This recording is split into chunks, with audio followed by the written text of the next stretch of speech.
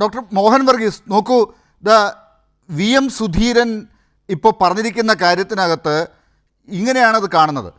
മദ്യവ്യാപനത്തെ പ്രോത്സാഹിപ്പിക്കുന്ന ബജറ്റ് നിർദ്ദേശം U D എഫിൻ്റെ തെരഞ്ഞെടുപ്പ് മാനിഫെസ്റ്റോയുടെ അന്തസ്സിന് നിരക്കാത്തതാണ്. വീര്യം കുറഞ്ഞ മദ്യം വ്യാപിപ്പിക്കാനുള്ള നീക്കം ജനങ്ങളോടുള്ള വാഗ്ദാന ലംഘനമാണ്. ഫലപ്രദമായ ജനപക്ഷ മദ്യനയം രൂപീകരിക്കണമെന്നാണ് ആവശ്യം, എന്നുമുള്ള ആവശ്യം. അത് കഴിഞ്ഞിട്ടാണ് ധാതു ഖനനത്തെക്കുറിച്ച് അതിലേക്കല്ല, ഞാനിപ്പോൾ ഈ വിഷയം ഇതായതുകൊണ്ട് ഇതിൽ മാത്രം നിൽക്കുകയാണ്. ഈ പറയുന്ന കാര്യം പറയുന്നത് വി എം സുധീരനാണ്. താങ്കൾ നേരത്തെ പറഞ്ഞു അദ്ദേഹം ഒരു വിമത സ്വരമൊന്നുമല്ല. അദ്ദേഹം ആണ് മുൻപും ഈ ചർച്ച യു ഡി എഫിൽ ഭരണത്തിലിരുന്ന സമയത്തും കൊണ്ടുവന്നത്. അദ്ദേഹം ഇപ്പോൾ വി ഡി സതീശൻ ഭരണത്തിലേക്ക് വരണം, മുഖ്യമന്ത്രിയാകണം എന്ന് ഡൽഹിയിൽ ഹൈക്കമാൻഡിനോട് ഉറപ്പിച്ച് പറഞ്ഞൊരു കാര്യമാണ്. അക്കാര്യത്തിൽ തർക്കമുണ്ട്. ആരാണ് മുഖ്യമന്ത്രി എന്നുള്ള കാര്യത്തിൽ ഇപ്പോൾ ബ്രേക്കിംഗ് ന്യൂസ് വരാനിരിക്കുന്ന സമയത്ത് ആരാണെന്ന് ഉറപ്പില്ലാത്ത ഘട്ടത്തിൽ വി എം സുധീരൻ പറഞ്ഞ കാര്യത്തിന് വലിയ വോയിസ് ഉണ്ടായിരുന്നു എന്നുള്ളത് താങ്കൾക്ക് അറിയാവുന്ന കാര്യമാണ്.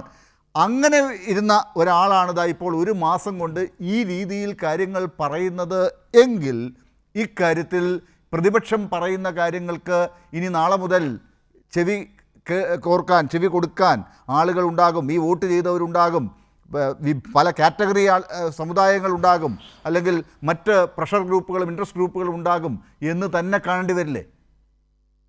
അങ്ങനെ കാണേണ്ടി വരും എന്നാണ് എനിക്ക് തോന്നുന്നത്. കാരണം ഒരു സതുദ്ദേശപരമായ ചില വിമർശനങ്ങൾ അത് തിരുത്താൻ വേണ്ടിയുള്ള ഒന്നാണ്. അതായത് വി എം സുധീരൻ ആയിക്കൊള്ളട്ടെ, മറ്റേതെങ്കിലും കോൺഗ്രസ് നേതാക്കളായിക്കൊള്ളട്ടെ, ഇനി പ്രതിപക്ഷം തന്നെ ആയിക്കൊള്ളട്ടെ, സഭാ നേതൃത്വങ്ങളായിക്കൊള്ളട്ടെ, ആര് തന്നെയാണെങ്കിലും ഇങ്ങനെയുള്ള വിമർശനങ്ങൾ സതുദ്ദേശപരമാണ് എങ്കിൽ തീർച്ചയായും തിരുത്തലിന് വിധേയമാണ്. കാരണം യു ഡി എഫ് സർക്കാർ രണ്ട് പ്രധാനപ്പെട്ട നിയമനങ്ങളുടെ കാര്യത്തിൽ തിരുത്തലുകൾ വരുത്തിയത് നമ്മൾ കണ്ടതാണ് അല്ലേ.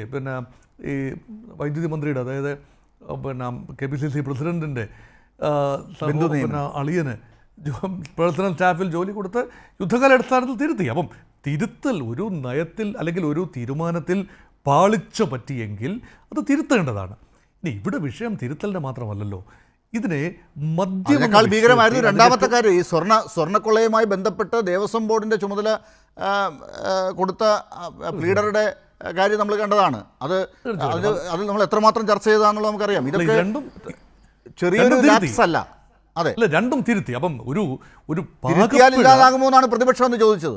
ഇല്ല, തിരുത്തിയാൽ ഇല്ലാതാവുന്നില്ല. മദ്യം ആ രീതിയിലല്ല. ഇത് ദീർഘകാലമായി അറിയാവുന്നൊരു വിഷയമാണ്.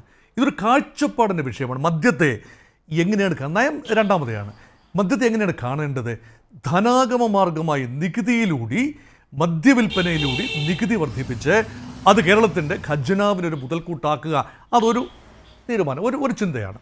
രണ്ട്, മദ്യം വിഷമാണ്, ആരോഗ്യത്തിന് ഹാനികരമാണ്, പൂർണ്ണമായി നിരോധിക്കുക. ആ പൂർണ്ണമായ നിരോധനം പ്രായോഗികമല്ല. ആരും പറയില്ല മദ്യ നിരോധനം പ്രായോഗികമാണെന്ന് പറയില്ല. അതെപ്പോഴെല്ലാം ശ്രമിച്ചിട്ടുണ്ടോ അപ്പോഴെല്ലാം പരാജയപ്പെട്ടു. വ്യാജ മദ്യം സുലഭമായി അവൈലബിൾ ആകുകയാണ്.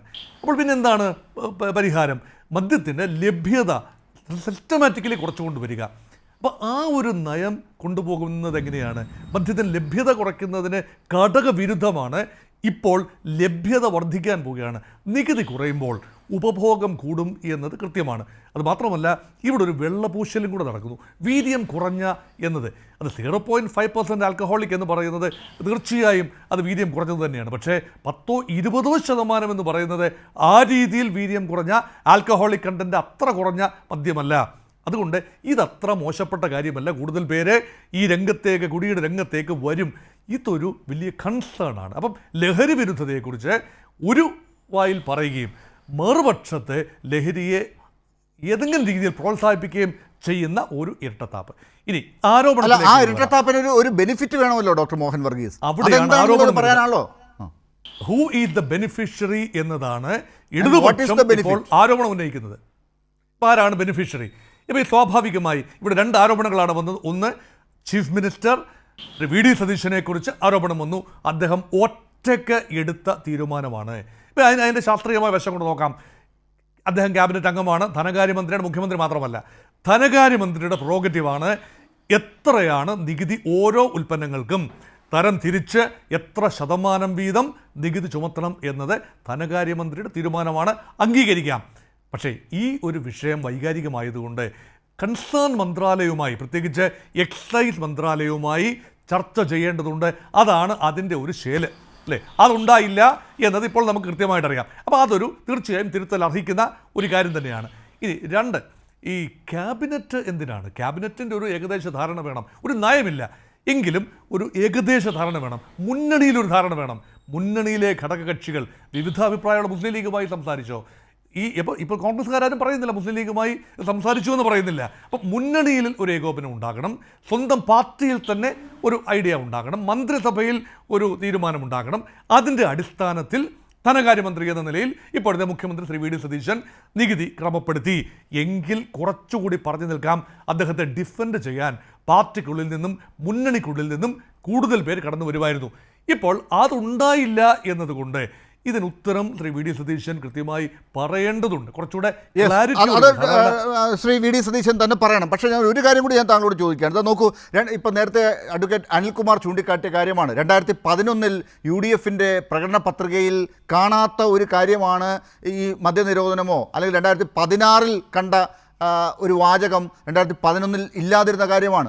എന്തുകൊണ്ട് 2016 ആ കാര്യം വന്നു എന്നുള്ളത് നമുക്കറിയാം. 2014 തൊട്ടുണ്ടായ വലിയ കോലാഹലങ്ങൾ നമുക്കറിയാം. അതൊക്കെ ഇവിടെ വിശദീകരിച്ചതാണ്. അതുകൊണ്ടാണ് അടുത്ത 10 വർഷം കൊണ്ട് കേരളം ലഹരി മുക്തമാകും എന്ന് പ്രഖ്യാപിച്ചൊരു പ്രകടന പത്രിക. പക്ഷേ 2026 അത് കാണുന്നില്ല. വീണ്ടും പഴയ 2011 പോയ ഒരു അവസ്ഥയാണ് 2026 കാണുന്നത്. അതുകൊണ്ട് തന്നെ ഇതൊരു അബദ്ധമല്ല, ഇത് കൃത്യമായ ഒരു പ്ലേസിംഗ് ആണ് എന്നുള്ളത് സംശയിക്കേണ്ടതുണ്ടോ? തീർച്ചയായും അബദ്ധമൊന്നുമല്ല. ഇത് കൃത്യമായ ഒരു കാഴ്ചപ്പാടോടുകൂടി ചെയ്തതാണ്. ആ കാഴ്ചപ്പാടിന് പിന്നിലെ ഉദ്ദേശം എന്താണ്? സതുദ്ദേശപരമാണോ ദുരുദ്ദേശപരമാണോ? അബദ്ധപൂർവം ചെയ്തതാണോ? അതോ നോട്ടപ്പശക് സംഭവിച്ചതാണോ? മന്ത്രാലയത്തിലെ ഏതെങ്കിലും ക്ലറിക്കൽ സ്റ്റാഫിൻ്റെ തീരുമാനമാണോ? അതോ എല്ലാം കൃത്യമായി ചകഞ്ഞ് പരിശോധിക്കുന്ന സമർത്ഥനായ മുഖ്യമന്ത്രിക്ക് അങ്ങനെ ഒരു നോട്ടപ്പശക് പറ്റുമോ? പറ്റില്ല എന്നാണ് എൻ്റെ വ്യക്തിപരമായ അഭിപ്രായം. അങ്ങനെയെങ്കിൽ ഇതിന് പിന്നിൽ എന്താണ് യഥാർത്ഥത്തിൽ ശ്രീ വി ഡി സതീശൻ ഉദ്ദേശിച്ചത്? ഈ നികുതി കുറവിലൂടെ ആരാണ് ബെനിഫിറ്റഡ് ആകേണ്ടത്? കേരളത്തിലെ ജനതയാണോ അതോ നികുതി സംവിധാനമാണോ? കാരണം വേണമെങ്കിൽ വാദത്തിന് വേണ്ടി വാദിക്കാം. ഉപഭോഗം കൂടും, അങ്ങനെ നികുതി വർധന ഉണ്ടാകും. അത് നികുതി നഷ്ടമല്ല, 600 കോടിയുടെ നികുതി നഷ്ടമല്ല ഉണ്ടാകുന്നത്. കൂടുതൽ പേര് പിന്നെ ഹെവി ലിക്കർ ഉപയോഗിക്കുന്നതിന് പകരം ലൈറ്റ് ലിക്കർ ഉപയോഗിക്കുക വഴി വൻതോതിൽ ഉപയോഗം കൂടുകയും ഇത് ആരോഗ്യത്തിന് കാര്യമായ ഹാനികരമല്ല എന്ന ധ്വനി കൂടി അതിനകത്തുണ്ട്. അങ്ങനെയെങ്കിൽ വൻതോതിൽ വരുമാനം ഉണ്ടാവുകയും ചെയ്യും. ക്വാണ്ടിറ്റിയാണ്, ഇതൊരു ഇക്കോണമി ഓഫ് സ്കെയിൽ എന്ന് വേണേൽ പറയാം. ആ രീതിയിൽ ഇതൊക്കെ വ്യാഖ്യാനിച്ചെടുക്കാൻ ബുദ്ധിമുട്ടുള്ള കാര്യമാണ്. അതല്ലാതെ പിന്നെ സർക്കാരിന് എത്രമാത്രം വരുമാനം ഉണ്ടാകുന്നുള്ള കാര്യം അപ്പോഴും സംശയമാണ്. കാരണം ഏതാണ്ട് പകുതിയോളം നികുതി കുറയ്ക്കുകയാണ്. അപ്പോൾ എത്ര കൂടിയാലും ഒരു 200% കൺസംഷൻ ഉണ്ടാകുമ്പോഴാണ് പഴയ അവസ്ഥയിലെങ്കിലും എത്തുക.